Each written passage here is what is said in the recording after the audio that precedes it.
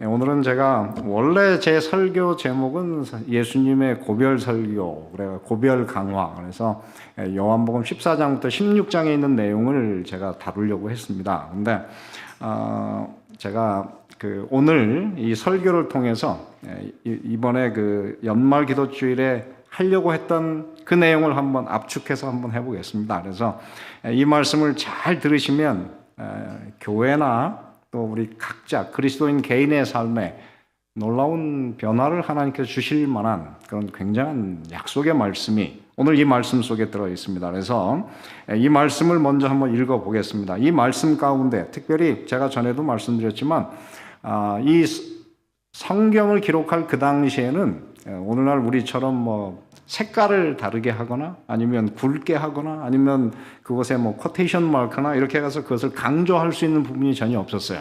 그렇기 때문에 어떤 부분에서 어떤 중요한 사상을 강조하려고 하면 같은 단어를 반복하든지 문장을 여러 번 반복하는 방법밖에 없었습니다. 그래서 특별히 여러분 창세기하고 이 요한서신을 공부할 때는 반드시 그곳에서 반복되는 단어가 무엇인가 그거를 보는 것이 그 본문의 그 핵심을 파악하는 것입니다. 그래서 성경을 읽을 때 한번 오늘 말씀에도 한 3개의 단어가 계속 반복이 되어 있어요. 어떤 단어가 반복이 되는지 그리고 얼마나 많이 반복되는지 한번 보시면서 이 말씀을 읽어보시면 좋겠습니다. 요한복음 15장 1절부터 8절에 있는 말씀인데요. 내가 참 포도나무요 내 아버지는 그 농부라 무릇 내게 있어 하지만 원어를 그냥 번역하자면 내 안에 있어 과실을 맺지 아니하는 가지는 아버지께서 이를 제해버리시고 무릇 과실을 맺는 가지는 더 과실을 맺게 하려 하여 이를 깨끗게 하시느니라. 사실 원어로 보면은 제해버리신다, 깨끗게 하신다는 것도 사실은 아이로라고 하는 단어에서 뒤에 깨끗게 한다고 하는 앞에는 거기에 전치사가 하나 더 붙었을 뿐 같은 단어예요, 사실은. 그 다음에 너희는 내가 일러준 말로 이미 깨끗하였으니 이거는 이제 형용사란 말이에요. 앞에 깨끗하게 했다는 동사를 여기 형용사로 카타로스 그래서 정결케 했다라고 하는 말로 바꿨기 때문에 사실 굉장히 통일성이 있는 내용입니다. 그 다음에 계속 읽습니다. 내 안에 거하라 나도 너희 안에 어떻게 하리라? 거하리라. 가지가 포도나무에 붙어있지 아니하면 이 붙어있다라고 하는 말이 결국은 안에 있다라고 하는 말을 다른 말로 바꾼 것이죠. 붙어있지 아니하면 절로 과실을 맺을 수 없음 같이 너희도 내 안에 있지 아니하면 그러하리라. 나는 포도나무요 너희는 가지니 저가 내 안에 내가 저 안에 있으면 이 사람은 과실을 많이 맺나니 나를 떠나서는 너희가 아무것도 할 수 없습니다. 사람이 내 안에 거하지 아니하면 가지처럼 밖에 버리워 말라지나니 사람들이 이것을 모아다가 불에 던져 사르느니라. 너희가 내 안에 거하고 내 말이 너희 안에 거하면 무엇이든지 원하는 대로 구하라. 그리하면 이루리라. 너희가 과실을 많이 맺으면 내 아버지께서 영광을 받으실 것이요 너희가 내 제자가 되리라. 목사님 죄송하지만 제 물통을 좀 갖다 주시겠습니까? 이 설교에 꽤 중요한 겁니다. 그래서 제가 오늘 일부러 들고 왔어요. 감사합니다. 오늘 우리가 읽은 이 말씀 가운데에서 3개의 단어가 반복이 되죠. 어떤 단어가 제일 많이 반복이 될까요? 내 안에 혹은 저 안에 9번이나 반복이 됩니다. 그 다음에 이것과 연결되어서 어떤 단어가 반복이 되나요? 거하라. 이 거하라고 하는 단어가 이제 헬라어로 메노. 그런데 이게 과거형으로도 나오지만 현재형으로 나와요. 성경에서 특별히 헬라어에서는 현재형이라고 하는 것은 계속 거하다 이런 뜻이에요. 계속 붙어 있으라 그런 표현이고요. 그 결과로 어떤 일이 일어납니까? 과실을 많이 맺는다. 그래서 과실이라는 단어가 이곳에 또한 6번 등장하고 있습니다. 제가 이번 한 주 동안 계속적으로 십자가에 관해서 말씀을 드렸는데요. 오늘 이 십자가가 결국 우리의 삶에 임하게 되면 우리가 십자가를 따라서 살면 우리의 삶에 어떤 결과가 일어날 것인가. 그것이 바로 이 포도나무의 비유를 통해서 그 결과를 이야기하는 것입니다. 왜 그러냐면 요한복음 15장 5절에 보면 저가 내 안에 내가 저 안에 있으면 이 사람은 과실을 어떻게 해요? 많이 맺는다. 그런데 이 동일한 아주 단어 하나도 틀리지 않게 똑같은 단어가 세 개의 단어가 똑같이 반복이 되는 것이 어제 우리가 이야기했던 요한복음 12장 24절에 보면 하나의 밀이 땅에 떨어져 죽지 아니하면 하나를 그대로 있고 죽으면 어떻게 된다고요? 많은 열매를 맺는다. 이게 헬라어로 어순만 잠깐 바뀌었을 뿐이지 폴룬 칼폰 페레이 그래가지고 많은 열매를 맺는다고 하는 표현이 이 두 군데 같이 반복이 되어 있습니다. 그래서 십자가란 결국 무엇인가? 그것이 우리가 이 땅에서 모든 것을 희생하고 손해보는 것 같지만 그거는 결국 우리의 삶에 풍성한 열매를 가져다주는 하나님의 방법이라고 하는 것입니다. 그래서 이 요한복음 우리가 공부해보면 요한복음에는 큰 주제 중에 하나가 무엇이냐면 풍요, 많은 열매를 맺는 것입니다. 그래서 요한복음 6장에 보면 어떤 일이 있습니까? 오병이어를 가지고 5,000명을 먹였습니다. 실제로는 그 부인과 자녀들까지 하면 2만 명을 먹였겠죠. 다 먹인 다음에 그것을 남은 것을 거두었을 때 얼마나 거두었습니까? 12바구니에 가득 채워졌다. 하나님께서는 우리의 삶에 역사하셔서 우리의 적은 것을 많은 사람들에게 베풀게 하시지만 그 결과로 어떤 일이 벌어져요? 12바구니에 채워지는, 가득 채워지는 역사를 우리의 삶에 이루기를 원하십니다. 그리고 오늘 하는 말씀 가운데는 이렇게 말씀하시죠. 저가 내 안에 내가 저 안에 있으면 이 사람은 어떻게 해요? 과실을 많이 맺나니 그렇게 말씀하시는데 여러분 이게 그냥 많이 맺는 게 아니고요. 얼마나 많이 맺느냐면 이게 실제로 한국에서 있었던 일입니다. 전북 고창에 가면 그 도덕현이라고 하는 사람이 그 농장이 있습니다. 그 아들 이름을 따서 지은 농장인데 거기에서 포도나무 한 나무에서 자그만치 4,500송이의 포도가 열렸어요. 이 기네스북에 오른 일입니다. 이 농장에는 나무가 불과 24그루밖에 없어요. 근데 모든 나무가 한 그루마다 1,000송이 이상을 맺어요. 그리고 이 나무 한 그루가 보통 얼마의 면적을 차지하냐면 300평.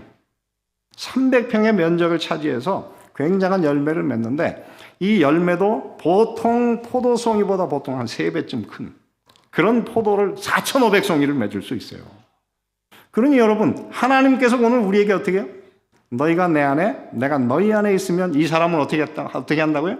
과실을 많이 맺는다고 하는데 그것은 보통 그냥 맺는 게 아니에요.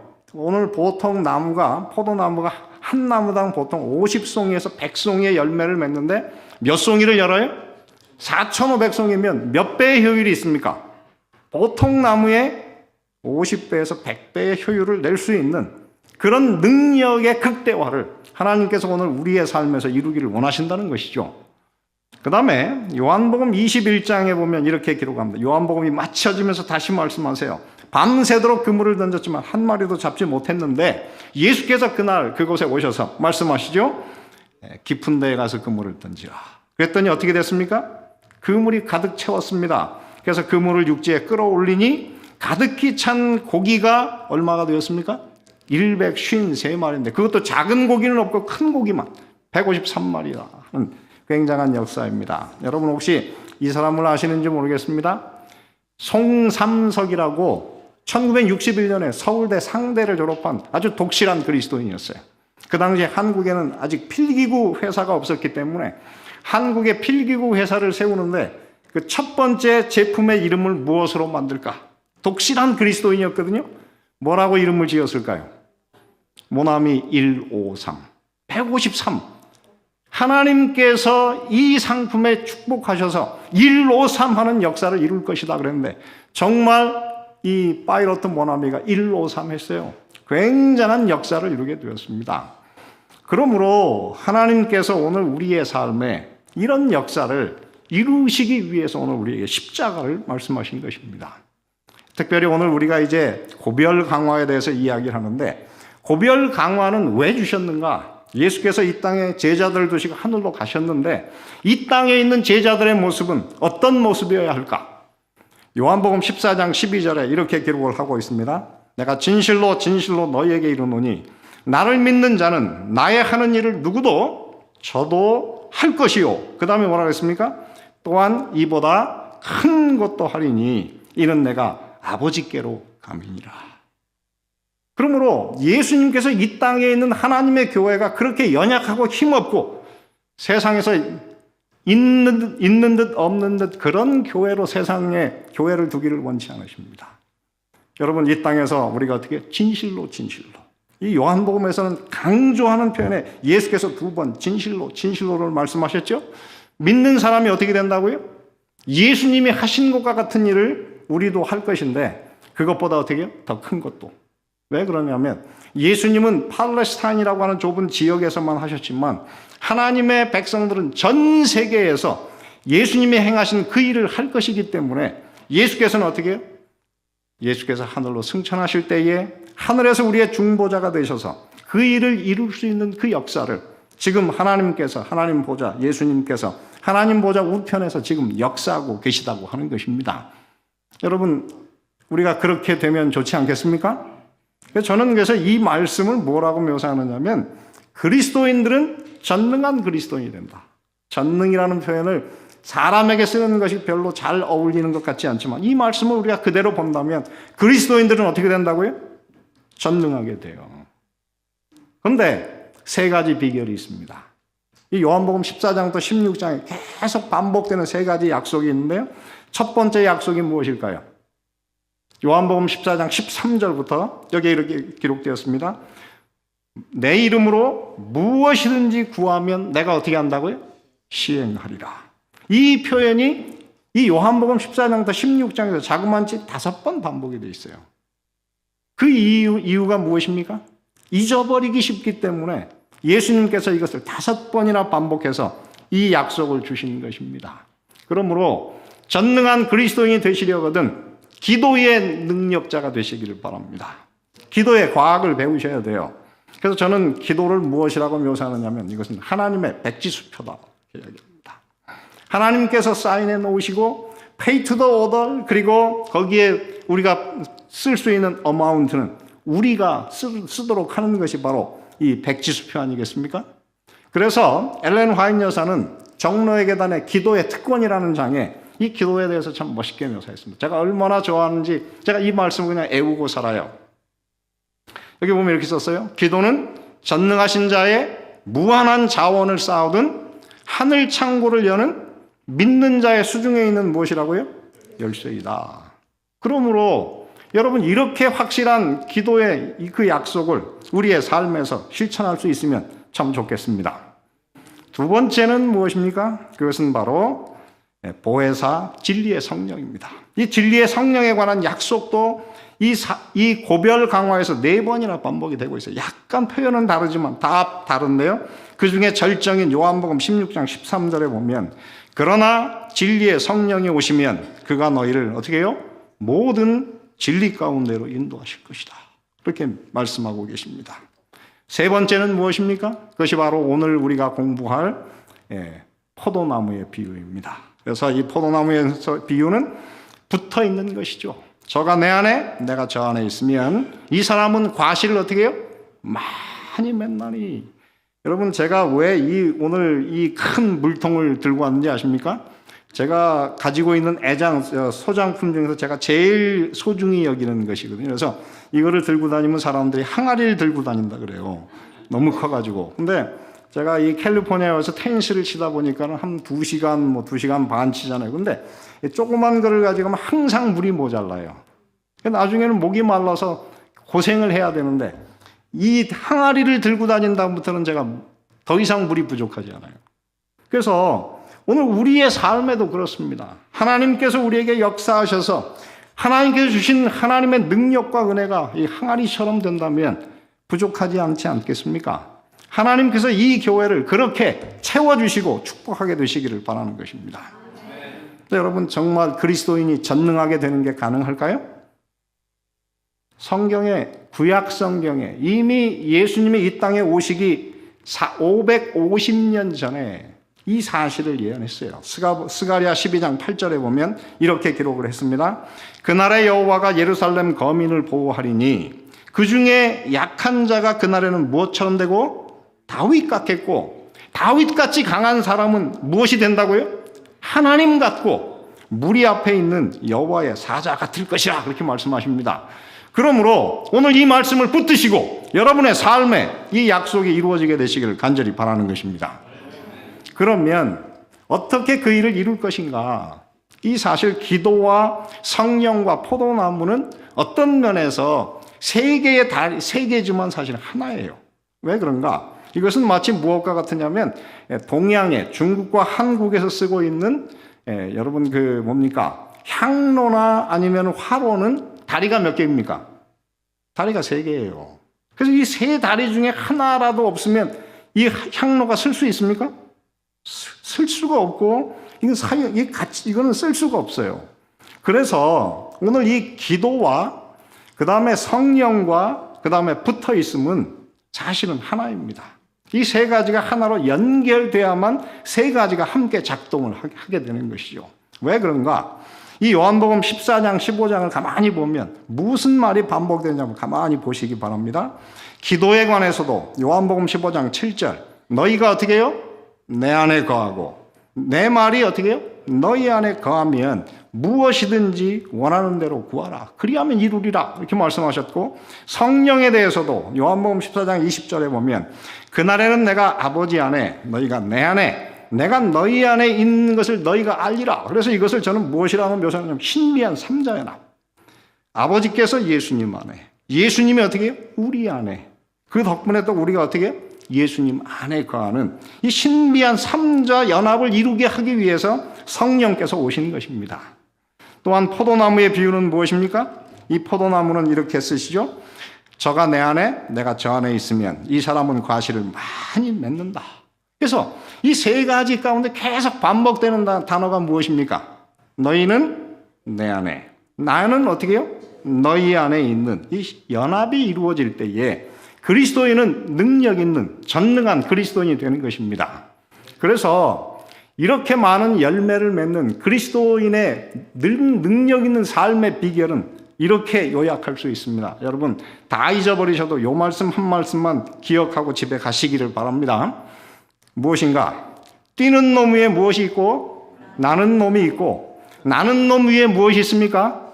붙어있는 놈이 있습니다. 그렇습니다. 여러분 오늘 그리스도인의 능력의 비결은 우리가 예수님과 살아있는 연계를 이루어서 우리가 그리스도께 붙어 있으면 하나님께서 우리를 통해서 능력의 역사를 이루게 될 것이기 때문입니다. 그러므로 다시 한번 반복하죠. 뛰는 놈 위에 무엇이 있고 나는 놈이 있고 나는 놈 위에 무엇이 있고 붙어있는 놈이 있으니 여러분 모두 오늘 주님과 붙어있게 되시기를 간절히 바라는 것입니다. 그러면 왜 예수님께서 많은 나무 중에 하필이면 포도나무라고 이야기를 하십니까? 여러분 나무 중에 좀 이런 나무이면 얼마나 좋겠어요. 이 나무가 뭔지 아시죠? 세코야 파악에 가면 제너럴 셜먼이라고 여러분 이게 레드우드 트리 혹은 세코야 트리라고 하는데 이런 나무들이 다 엄청납니다. 이 나무 높이가 얼마냐면 84m 둘레가 얼마냐면 31m 그래가지고 이 나무 하나만 자르면 5베드룸 집을 25채를 지을 수 있어요. 만약에 이거를 3베드룸 그 중형 사이즈 집을 짓는다면 40채를 지을 수 있습니다. 하나님께서 오늘 그리스도인을 이렇게 좀 비유하시면 좀 프라이드가 살지 않겠습니까? 근데 그리스도인들을 어떻게 비유했습니까? 포도나무에 비유했는데 포도나무는 30cm도 똑바른 나무가 없어요. 더군다나 거기에 다 이렇게 울퉁불퉁 혹이 튀어나와 있어요. 저는 그래서 이 포도나무, 미시간에 제일 많은 나무가 포도나무예요. 그래서 이 나무를 저는 무슨 나무라고 부르냐면 다 뒤틀려 있어서 뇌성마비 나무다. 그렇게 부릅니다. 사실 그래요. 우리가 예수님과 연결되어 있지 않는 한 오늘 우리는 무엇과 같다고요? 뇌성마비 환자처럼 우리 힘으로는 아무것도 이룰 수 없는 연약함을 가지고 있어요. 그러나 이 연약한 사람을 예수님께서 택하신 이유가 무엇인가? 고린도전서 1장 26절부터 29절에 이렇게 기록하고 있습니다. 형제들아 너희를 부르심을 보라. 육체를 따라 지혜 있는 자가 많지 아니하며 능한 자가 많지 아니하며 문벌 좋은 자가 많지 아니하도다. 그러나 이 성경은 항상 이 그러나라고 하는 말에 굉장한 묘미가 있어요. 저는 이런 것을 뭐라 하냐면 대역접 관계다, 그렇게 묘사합니다. Great Adverse Conjunction이라 부르는데요. 이것이 어떻게 갑자기 반전을 이룹니다. 어떻게 반전을 이루는가? 여기 보시기를 바랍니다. 하나님께서 세상에 미련한 것들을 택하사 지혜 있는 자들을 어떻게 하시고 부끄럽게 하려 하시고, 세상에 약한 것들을 택하사 강한 것들을 부끄럽게 하려 하시며, 세상에 천한 것들과 멸시받는 것들과 없는 것들을 택하사, 같이 읽습니다. 시작. 있는 것들을 폐하려 하시나니. 아멘. 그러므로 어떻게 해야 돼요? 이는 아무 육체라도 하나님 앞에서 자랑하지 못하게 하려 하십니다. 그러므로 오늘 그리스도인은 이 십자가를 통해서 풍성한 열매를 맺는 비결을 깊이 생각하고 배우셔야 돼요. 약자가 강자가 되는 비결이 오늘 이 요한복음 15장에 있습니다. 사실은 십자가를 통해서 다 말씀을 드렸지만은 이거를 오늘 한번 좀 더 확대해서 오늘 우리의 삶이 이런 열매 맺는 풍요한 그리스도의 삶으로 변하는 비결이 무엇인지를 제가 오늘 여러분들에게 말씀을 드리고자 하는 것입니다. 첫째는 그렇게 되려고 하면 농부의 돌봄이 있어야 돼요. 나는 포도나무요, 내 아버지는 무엇이라고요? 농부라, 이렇게 말씀하세요. 여러분, 이거는 실제로 우리 안식일 교인의 이야기입니다. 뉴저지에 가면은 거기에 여기 보면 미 영농 한류의 주역이라고 하는 김종일 장로라는 사람이 있습니다. 이 사람이 34살에 미국에 불법 체류자로 왔어요. 와가지고 미국에서 이제 새로운 정말 이 드림을 한번 이루어 보려고 왔는데, 이분이 미국에 와서 보니까 자기 고향이 안성이거든요. 안성의 특산품이 뭔지 아십니까? 포도도 있고 또 배, 안성배. 그래서 미국에는 배가 이렇게 생겨가지고 맛이 정말 없어요. 한국 배를 갖다가 키우면 이것은 대박이겠다. 그래가지고 한국에서 배나무를 들여와서 이것을 재배하기 시작합니다. 이 자랑스러운 이분이 김종일 장로인데, 이분이 같은 김혜김 씨, 저희 아버지하고 학렬이 똑같아요.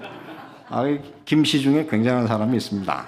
이분이 이제 이 나무를 심어가지고 이거를 키웠는데 열매가 달릴 쯤 해가지고 나무가 다 속에서 썩어가는 거예요. 열매를 맺을 수가 없게 된 거죠. 그래가지고 큰 실패를 봤다 그럽니다. 그래서 그 당시에 중학생이었던 그 아들을 동원해가지고 그 당시에 주변에서 농부들의 세미나가 있었는데 거기를 가봤더니 이게 방법이 없대요. 그래서 다 나무를 잘라버릴 수밖에 없다는 것입니다. 다시 한국에서 이제 이 배나무를 들여다가 정성스럽게 정말 거기다가 이제 예방주사까지 나가면서 그 나무를 잘 길렀습니다. 그래가지고 나무가 어떻게 되느냐면 이렇게. 이 나무가 이제 이쪽에서 자란 나무가 저쪽에서 자란 나무를 중간에서 이렇게 연결을 해가지고 흔들리지 않게 만들어요. 밑에는 이렇게 틀을 세워가지고 흔들리지 않게 만드는데, 이렇게 해가지고 이분들이 지금은 어떻게 했냐면 이 배나무 농장만 400에이커. 주변에 이제 다른 생산품까지 다 하면은 600에이커의 땅에 농사를 짓습니다. 여러분, 한 에이커 땅이 크기가 얼마인지 아시죠? 1220평. 그러니까 이렇게 하면은 얼마가 되냐면 7만 6천 평이 넘는 땅에다가 농사를 짓는 대부호가 됐어요. 그래서 이분은 지금 이 동부에서는 이곳에서 나오는 늘 푸른 농장의 배 그러면 동부 전체를 커버하는 굉장한 부자가 됐습니다. 이분이 안식일 교인이에요. 김혜김 씨죠. 우리 아버지하고 학렬이 같아요. 이분이 이 농장에서 지금 생산하는 것이 뭔가? 배, 그 다음에 검은 콩, 그 다음에 메주콩, 포도, 그리고 고춧가루, 그 다음에 고구마, 그 다음에 백도, 한국 사람들이 먹을 만한 거 다 기릅니다. 찰옥수수까지. 여러분, 이렇게 될 수 있었던 비결은 이 사람이, 이 사람 그러면 안 되죠. 이분이, 우리 종씨잖아요. 이분이 정말 이 농사를 위해서 온 힘을 다 기울여가지고 배나무를 잘 돌보는 비결을 배우게 된 것이죠. 오늘 우리의 삶도 마찬가지입니다. 우리의 모든 성질과 본성을 가장 잘 아시는 하늘 농부, 우리를 만드신 하나님께서 오늘 우리의 농부가 되셔서 우리를 이 땅에서 올바른 길로 가도록 우리의 삶을 인도하고 계시니 여러분 그분이 우리의 농부가 되시도록 여러분의 삶을 그분께 내어 맡기게 되시기를 간절히 바랍니다. 두 번째는 오늘 이곳에서 무엇이냐면 예수님께 붙어 있어야 돼요. 그죠? 아까 이야기한 대로 뛰는 놈 위에 무엇이 있고 나는 놈이 있고 나는 놈 위에는 무엇이 있습니까? 붙어 있는 놈이 있어요. 그래서 이 성경을 이 요한복음을 통해서 우리가 배워야 될 가장 중요한 것은 우리가 어떻게 예수님께 붙어 있을 것인가 하는 주제입니다. 그래서 이 주제를 제가 한번 다 찾아봤습니다. 여러분 오늘 이 말씀은 여러분의 삶을 근본적으로 뒤집을 수도 있으니 이 말씀을 그냥 한번 지나치지 마시고 잘 적으시고 음미하시게 되기를 바랍니다. 첫째는 이건 사도 바울이 말씀하신 것인데요. 믿음을 통해서. 에베소서 3장 17절에 보면 믿음으로 말미암아, 그죠? 무엇으로 말미암아? 믿음으로 말미암아 그리스도께서 너희 마음에 계시게 하옵시고. 예수와 우리가 믿음을 통해서 연결이 되면 그 다음에 어떤 일이 벌어진다고요? 너희가 사랑 가운데서 뿌리가 박히고 터가 굳어져서 능히 모든 성도와 함께 지식에 넘치는 그리스도의 사랑을 알아. 이 지식에 넘치는 그리스도의 사랑이라고 하는 표현도 이 헬라어로 보면 에피그노시스, 그런데 그노시스라고 하는 것이 지식이고 에피라고 하는 것 위에라고 하는 거예요. 그래서 지식 위에 있는 지식, 이 고등학문적 지식이 무엇입니까? 그리스도의 사랑이라고 하는 것인데요. 여러분 그리스도의 사랑을 알게 되면 어떤 일이 벌어질까요? 그곳에는 그 넓이가 있고 길이가 있고 높이가 있고 깊이가 있어서 마치 여러분 앞에 하나님의 사랑의 바다가 열리는 경험을 가지게 되는 것입니다. 그런 일이 그렇게 되면 어떻게 된다고요? 하나님의 모든 충만하신 것으로 너희에게 충만하게 하시기를 구하노라. 여러분 제가 이 물 한 병으로 해서 제가 감동을 받는 것 같지만 여기에 우리가 하나님의 사랑의 지식을 알면 그것이 어떻게 돼요? 넓이가 있고 길이가 있고 높이가 있고 깊이가 있어서 한없이 넓어지는 그 사랑의 바다가 열리는데 이것은 하나님의 모든 충만으로 우리의 삶을 채우신다고 하는 것이죠. 그래서 제가 이제 한국에서 일할 때, 일산에서 일할 때 교인 중에 한 분이 여수 출신의 1등 항해사가 있었어요. 근데 그분이 저는 충청북도 진천이라 저는 바다를 보지 못하고 살았어요. 근데 그분이 저한테 와서 그러더라고요. 육지에 사는 사람들은 가뭄 때 굶어 죽어도 바닷가에 사는 사람들은 굶어 죽는 법이 없다 그래요. 그래서 제가 솔깃했습니다. 진짜 저희는 배고팠거든요. 그 이유가 뭐냐 그랬더니 그분이 하는 말, 배고프면 바닷가에 나가서 그냥 뭐든지 던지면 나온대요. 여러분 그렇지 않습니까? 이 바닷가에는 바다 안에 무한한 자원이 있기 때문에 그것은 결코 배고프지 않아요. 그래서 세상의 모든 부자가 다 어디에 있습니까? 바닷가에 있습니다. 미국의 대도시가 다 바닷가에 있잖아요. 그래서 여러분 그런 얘기도 있습니다. 목포에 가면은 주먹 자랑을 하지 말고, 그 다음에 여수에 가면 무슨 자랑을 하지 말고, 인물 자랑하지 말고, 얼굴 자랑하지 말고, 하나는 잊어버렸어요. 하여튼 그래서 여러분 한 가지 더 있어요. 목포에 가면은 또 하나가 뭐냐면 순천 가면 돈 자랑하지 말고 그렇게 이야기합니다. 그래서 여러분 이 땅에서 진정으로 우리의 삶의 풍요가 넘치는 비결은 우리가 믿음으로 말미암아 그리스도와 연결되는 것입니다. 그러므로 오늘 여러분의 삶에 그리스도와 연결되시기를 간절히 바라는 것입니다. 두 번째, 오늘 이곳에 보면은 말씀을 통해서 우리는 연결이 되는데 말씀을 통해서 예수님의 제자가 되시기를 바랍니다. 요한복음 15장 7절에 보면 이렇게 기록되죠. 너희가 내 안에 거하고, 약간 바뀌었어요. 어떻게 바뀌었습니까? 내 말이 너희 안에 거하면 무엇이든지 원하는 대로 구하라. 그리하면 이루리라. 너희가 과실을 많이 맺으면 내 아버지께서 영광을 받으실 것이요 너희가 내 제자가 되리라. 요한복음 15장 3절, 너희는 내가 일러준 무엇으로? 말로 이미 깨끗하게 되었으니. 그렇습니다. 하나님의 모든 능력은 말씀을 통해서 우리에게 이르러 옵니다. 저는 그래서 이 땅에 살아가는 하나님의 백성들은 모두 다 어떤 사람이 되어야 되는가? 다 그들은 천국의 서기관이 되어야 돼요. 다 하나님의 말씀을 깊이 연구하는 다 학자가 돼야 되는 것입니다. 여러분, 그래서 이 성경에 보면 제자됨이 얼마나 중요한지 우리가 한번 보면 좋아요. 누가복음 5장 5절 6절에 보면 이제 제자들이 빈 배로 살 때고 예수님이 오셔서 그 배를 사용하시고 그 다음에 그물을 던지라 그랬죠. 한번 읽어볼까요? 선생이여 우리들이 밤이 맞도록 수고를 하였으되 얻은 것이 없지만은 말씀에 의지하여 내가 그물을 내리리이다 하고 그리한즉 어떻게 되었습니까? 고기를 애운 것이 심히 많은데 어떻게 기록되었어요? 그물이 찢어졌어요. 왜 그물이 찢어졌을까요? 이거는 바로 제자들이 처음 예수님을 만나서 배우기 시작한 때였거든요. 그때는 그들이 어떻게 해요? 많은 축복을 주시지만 그들이 감당할 수 없기 때문에 그물이 찢어졌어요. 그런데 요한복음 21장 11절에는 이렇게 기록되었습니다. 그물을 육지에 끌어올리니 가득히 찬 고기가 153마리라. 이같이 많으나 같이 읽습니다. 시작. 그물이 찢어지지 아니하였더라. 굉장한 변화가 생겼죠. 3년 반이 지난 다음에 제자들은 하나님께서 그들에게 부어주실 축복을 감당할 만큼 그들의 삶이 변했어요.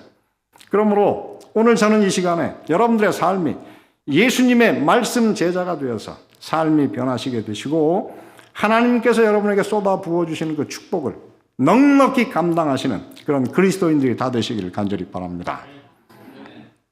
그 다음에 보면 이렇게 이게 이제 사실은 이 문제를 공부하는 데 있어서 가장 중요한 거예요.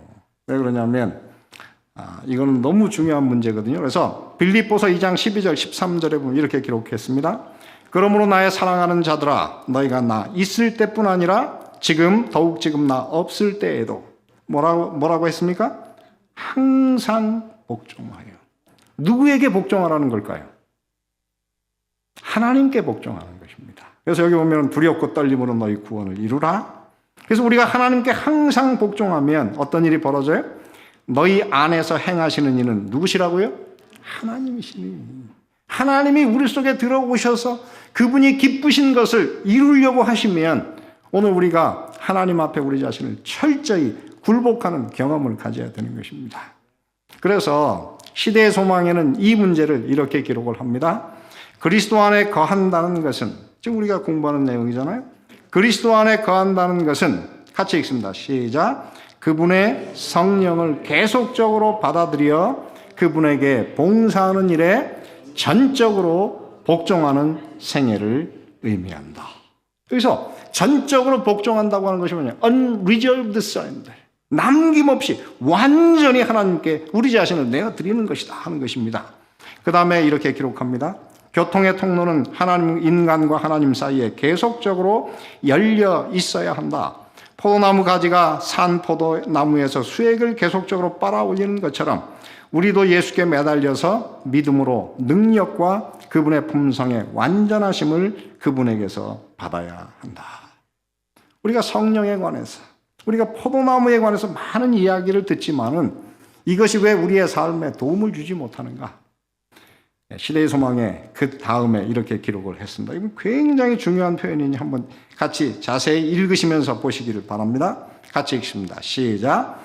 그들은 그리스도에 관하여 성령에 관하여 말하지만 아무런 유익을 얻지 못한다. 그들은 거룩한 능력의 지도와 제재를 받도록 영혼을 복종시키고자 하지 않는다. 그러므로 오늘 저는 여러분에게 호소합니다. 오늘 이 시간 우리의 자아를, 우리의 의지를 예수님께 철저히 굴복하시는 경험을 가지게 되시기를 간절히 바랍니다. 예수님이 이 땅에 오셔서 이런 삶을 살았어요. 여러분 한번 보실까요? 요한복음 5장 19절 계속 반복되는 표현이 무엇인지 한번 보시기를 바랍니다. 아들이 아버지의 하시는 일을 보지 않고는 아무것도 스스로 할 수 없나니 아버지께서 행하시는 그것을 아들도 그와 같이 행하느니라. 요한복음 8장 28절에도 내가 스스로 아무것도 하지 아니하고, 그 다음에 또 요한복음 15장 30절에도 내가 아무것도 스스로 할 수 없노라. 왜 예수님께서 이 땅에 오셔서 여러 번 내가 아무것도 스스로 하지 않고 아버지께서 나에게 가르치시는 대로 보여주는 대로 내가 말하고 행동한다고 했을까요? 예수님이 이 땅에 오셔서 인간으로 사시면서 인간이 능력 있는 그리스도인이 되는 비결은 우리가 하나님께 전적으로 복종해서 하나님께서 우리에게 시키시는 일을 하려고 할 때에 그곳에 능력이 있기 때문에 예수님께서 계속적으로 이 땅에 오셔서 인성을 쓰신 예수님께서 내가 아무것도 스스로 할 수 없노라 이렇게 이야기를 하셨습니다. 그러므로 오늘 이 시간 제가 여러분들에게 부탁을 드립니다. 여러분 오늘 이 시간 여러분들의 의지를 성령께 예수 그리스도께 온전히 굴복하시고 주님의 뜻을 여러분의 삶에서 받아들이시겠습니까? 진정으로 받아들이시겠습니까? 저는 여러분에게 그런 일이 정말로 일어나게 되시기를 바랍니다. 시간이 꽤 많이 지났기 때문에 더하면 여러분 저를 원수처럼 여길 것 같아서 여기쯤에서 마쳐야 될 것 같습니다. 그냥 넘어가겠습니다. 이거는 우리가 이 사랑이 얼마나 중요한지를 제가 이제 예수님이 그랬잖아요. 내가 너희를 사랑한 것 같이 너희도 사랑하라. 그래서 그것이 또한 우리가 예수님과 연결되는 비결인데요. 여러분, 제가 가운들을 많이 모아봤습니다. 그런데 재밌는 가운들이 참 많습니다. 이런 가운들이 있더라고요. 보증을 서지 말자. 또 다른 곳에는 뭐냐면은 주식을 하지 말자. 이런 것도 있습니다. 그런가 하면 생각나게 우리가 꽤 많이 생각하게 하는 그런 가운도 있습니다. 행복은 노력이라는 대가가 필요하다. 그런 말씀도 있고요. 그 다음에 어떤 집안에는요, 아버지가 특전사 출신이어서 아버지 혼자 가운을 정했더니 아들은 상관도 안 한대요. 아버지 가운이 무엇인지 아십니까? 안 되면 되게 하라. 그런 가운이 있다고 합니다. 근데 제가 정말 제일 좋아하는 가운이 하나 있습니다. 혹시 그게 뭔지 아십니까? 그거 아시면 제가 오늘 점심을 제일 먼저 드실 수 있는 기회를 드리겠습니다. 뭘까요? 이거는 실제로 아틀란타에 있는 우리 한인 중에 한 사람이 이 가운을 가지고 살아요. 그 가운이 뭐냐면은 이런 것입니다. 나나 잘하자. 세상 사람들이 너무 너나 잘해라 하는 말을 많이 하기 때문에 나나 잘하자 그래요. 근데 예수님께서 오늘 그리스도인들이 하늘 들어가기 위해서 실천해야 될 가운이 하나 있다고 합니다. 그 가운이 무엇일까요? 내가 너희를 사랑한 것 같이 너희도 서로 사랑하라. 사랑 안에 있을 때에 예수의 사랑을 실천함으로 사랑 안에 있을 때 우리는 예수님과 살아있는 연결을 가지게 되는 것입니다. 이제 오늘 설교를 마치면서 제가 오늘 처음에 말씀드린 대로 포도나무 한 그루에서 얼마나? 4,500송이의 포도를 따는 기적이 일어났는데요. 여러분, 이게 나의 얘기가 될 수 있을까요?